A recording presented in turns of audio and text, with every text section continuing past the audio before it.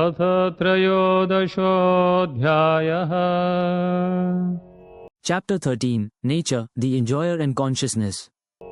अर्जुन उवाच प्रकृतिं पुरुषं चैव क्षेत्रं क्षेत्रज्ञमेव च एतद्वेदितुमिच्छामि ज्ञानं ज्ञेयं च केशव। श्रीभगवानुवाच इदं शरीरं कौन्तेय क्षेत्रमित्यभिधीयते एतद्यो वेत्ति तं प्राहुः क्षेत्रज्ञ इति तद्विदः। Arjuna said, O my dear Krishna, I wish to know about Prakriti, nature, Purusha, the enjoyer, and the field and the knower of the field, and of knowledge and the object of knowledge. The Supreme Personality of Godhead said, This body, O son of Kunti, is called the field, and one who knows this body is called the knower of the field. क्षेत्रज्ञं चापि मां विद्धि सर्वक्षेत्रेषु भारत क्षेत्रक्षेत्रज्ञयोर्ज्ञानं यत्तज्ज्ञानं मतं मम। O sign of Bharat, you should understand that I am also the knower in all bodies, and to understand this body and its knower is called knowledge. That is my opinion. तत्क्षेत्रं यच्च यादृक् च यद्विकारि यतश्च स च यो यत्प्रभावश्च तत्समासेन मे शृणु। Now please hear my brief description of this field of activity and how it is constituted, what its changes are, whence it is produced, who that knower of the field of activities is, and what his influences are. ऋषिभिर्बहुधा गीतं छन्दोभिर्विविधैः पृथक् ब्रह्मसूत्रपदैश्चैव हेतुमद्भिर्विनिश्चितैः। That knowledge of the field of activities and of the knower of activities is described by various sages in various Vedic writings. It is especially presented in Vedanta Sutra with all reasoning as to cause and effect. महाभूतान्यहङ्कारो बुद्धिरव्यक्तमेव च इन्द्रियाणि दशैकं च पञ्चचेन्द्रियगोचराः इच्छा द्वेषः सुखं दुःखं सङ्घातश्चेतना धृतिः एतत् क्षेत्रं समासेन सविकारमुदाहृतम्।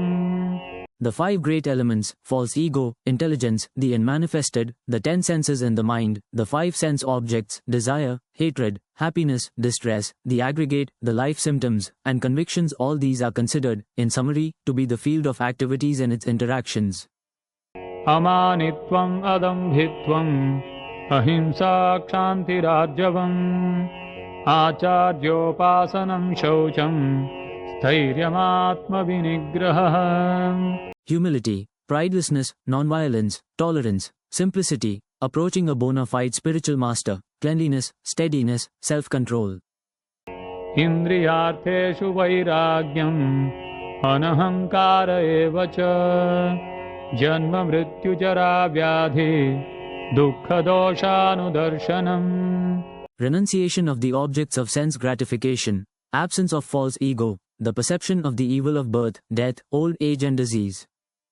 असक्तिरनभिष्वङ्गः पुत्रदारगृहादिषु नित्यं च समचित्तत्वम् इष्टानिष्टोपपत्तिषु। Detachment, freedom from entanglement with children, wife, home and the rest, even-mindedness amid pleasant and unpleasant events. मयि चानन्ययोगेन भक्तिरव्यभिचारिणी विविक्तदेशसेवित्वम् अरतिर्जनसंसदि। Constant and unalloyed devotion to me, aspiring to live in a solitary place, detachment from the general mass of people. अध्यात्मज्ञाननित्यत्वम् तत्त्वज्ञानार्थदर्शनम् एतज्ज्ञानमिति प्रोक्तम् अज्ञानं यदतोऽन्यथा। Accepting the importance of self-realization and philosophical search for the absolute truth, all these I declare to be knowledge, and besides this whatever there may be is ignorance. ज्ञेयं यत्तत् प्रवक्ष्यामि यज्ञात्वामृतमश्नुते अनादिमत्परं ब्रह्म न सत्तन्नासदुच्यते। I shall now explain the knowable, knowing which you will taste the eternal. Brahman, the spirit, beginningless and subordinate to me, lies beyond the cause and effect of this material world. सर्वतः पाणिपादं तत् सर्वतोक्षिशिरोमुखम् सर्वतः श्रुतिमल्लोके सर्वमावृत्य तिष्ठति. Everywhere are his hands and legs, his eyes, heads and faces, and he has ears everywhere. In this way the Supersoul exists, pervading everything. सर्वेन्द्रियगुणाभासं सर्वेन्द्रियविवर्जितम् असक्तं सर्वभृच्चैव निर्गुणं गुणभोक्तृ च. The Supersoul is the original source of all senses, yet he is without senses. He is unattached, although he is the maintainer of all living beings. He transcends the modes of nature, and at the same time he is the master of all the modes of material nature. बहिरन्तश्च भूतानाम् अचरं चरमेव च सूक्ष्मत्वात् तदविज्ञेयं दूरस्थं चान्तिके च तत्. The Supreme Truth exists outside and inside of all living beings, the moving and the non-moving. Because he is subtle, he is beyond the power of the material senses to see or to know. Although far, far away, he is also near to all. अविभक्तं च भूतेषु विभक्तमिव च स्थितं भूतभर्तृ च तद्ज्ञेयं ग्रसिष्णुप्रभविष्णु च. Although the Supersoul appears to be divided among all beings, he is never divided. He is situated as one. Although he is the maintainer of every living entity, it is to be understood that he devours and develops all. ज्योतिषामपि तज्ज्योतिः तमसः परमुच्यते ज्ञानं ज्ञेयं ज्ञानगम्यं हृदि सर्वस्य विष्ठितम्. He is the source of light in all luminous objects. He is beyond the darkness of matter and is unmanifested. He is knowledge, he is the object of knowledge, and he is the goal of knowledge. He is situated in everyone's heart. इति क्षेत्रं तथा ज्ञानं ज्ञेयं चोक्तं समासतः मद्भक्त एतद्विज्ञाय मद्भावायोपपद्यते. Thus the field of activities, the body, knowledge and the knowable have been summarily described by me. Only my devotees can understand this thoroughly and thus attain to my nature. प्रकृतिं पुरुषं चैव विद्यनादि उभावपि विकारांश्च गुणांश्चैव विद्धि प्रकृतिसम्भवान्. Material nature and the living entities should be understood to be beginningless. Their transformations and the modes of matter are products of material nature. कार्यकारणकर्तृत्वे हेतुः प्रकृतिरुच्यते पुरुषः सुखदुःखानां भोक्तृत्वे हेतुरुच्यते. Nature is said to be the cause of all material causes and effects, whereas the living entity is the cause of the various sufferings and enjoyments in this world. पुरुषः प्रकृतिस्थो हि भुङ्क्ते प्रकृतिजान् गुणान् कारणं गुणसङ्गोऽस्य सदसद्यो निजन्मसु. The living entity in material nature thus follows the ways of life, enjoying the three modes of nature. This is due to his association with that material nature. Thus he meets with good and evil among various species.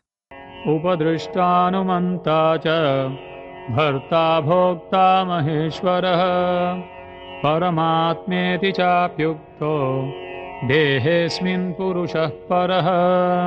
Yet in this body there is another, a transcendental enjoyer, who is the Lord, the Supreme Proprietor, who exists as the overseer and permitter, and who is known as the Supersoul.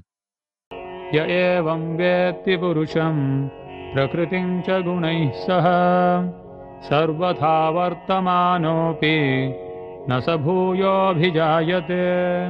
One who understands this philosophy concerning material nature, the living entity and the interaction of the modes of nature is sure to attain liberation. He will not take birth here again, regardless of his present position. ध्यानेनात्मनि पश्यन्ति केचिदात्मानमात्मना अन्ये साङ्ख्येन योगेन कर्मयोगेन चापरे. Some perceive the Supersoul within themselves through meditation, others through the cultivation of knowledge, and still others through working without fruit of desires. अन्ये त्वेवमजानन्तः श्रुत्वान्येभ्यः उपासते तेऽपि चातितरन्त्येव मृत्युं श्रुतिपरायणाः. Again, there are those who, although not conversant in spiritual knowledge, begin to worship the Supreme Person upon hearing about Him from others. Because of their tendency to hear from authorities, they also transcend the path of birth and death.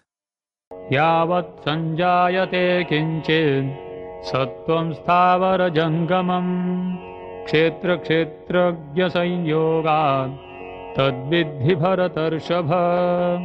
O chief of the Bharats, know that whatever you see in existence, both the moving and the non-moving, is only a combination of the field of activities and the knower of the field.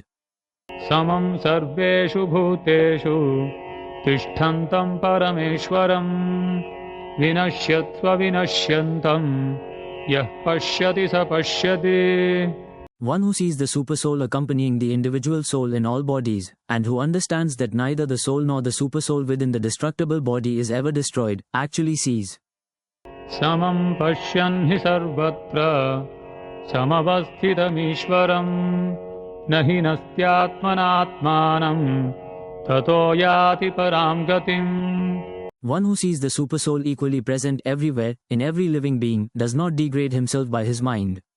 Thus he approaches the transcendental destination. प्रकृत्यैव च कर्माणि क्रियमाणानि सर्वशः यः पश्यति तथात्मानम् अकर्तारं स पश्यति.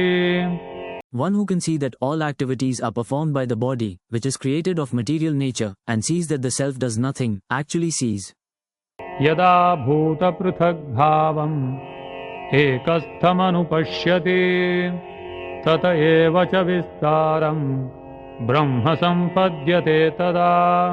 When a sensible man ceases to see different identities due to different material bodies and he sees how beings are expanded everywhere, he attains to the Brahman conception.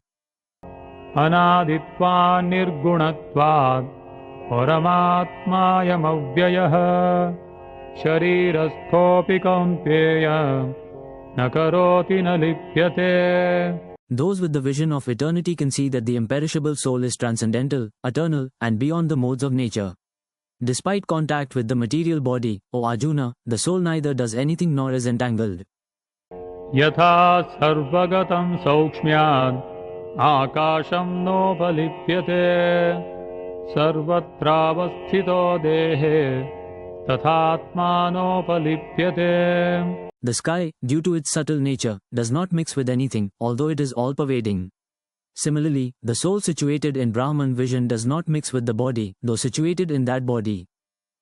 यथा प्रकाशयत्येकः कृत्स्नं लोकमिमं रविः क्षेत्रं क्षेत्री तथा कृत्स्नं प्रकाशयति भारत.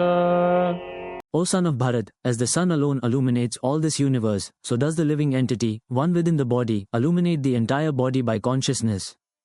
क्षेत्र क्षेत्रज्ञयोरेवम् अन्तरं ज्ञानचक्षुषा भूतप्रकृतिमोक्षं च ये विदुर्यान्ति ते परम्.